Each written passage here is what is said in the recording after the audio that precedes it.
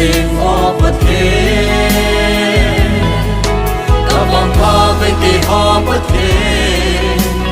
na hi xin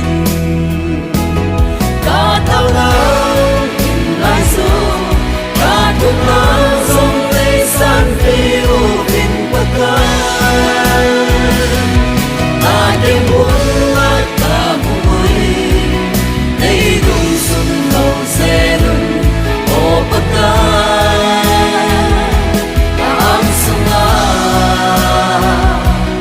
ken buồn la ta hùng của đô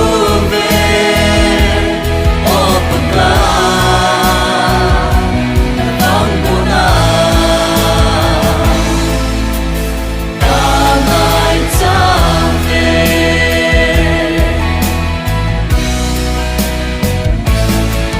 đây người con hiện tung đô ba đêm hoa lên bất cai ô bất cai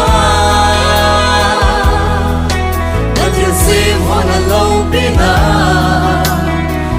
phong đô si ui khi hòn sông ngập hạt ta hồ hi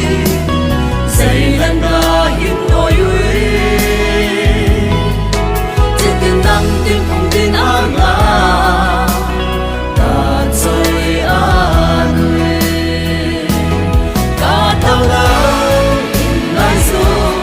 ta thục lao sông tây san phiêu in bất cai ta đêm buồn lát ta mùi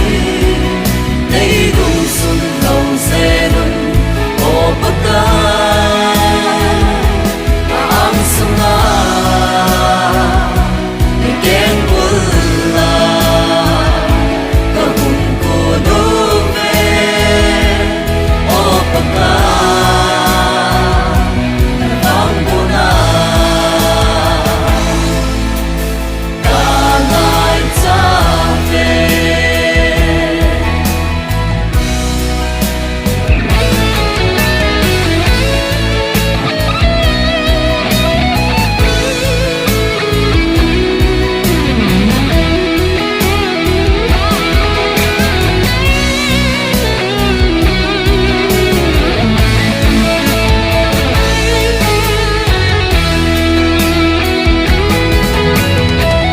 Đây nông xuân lâu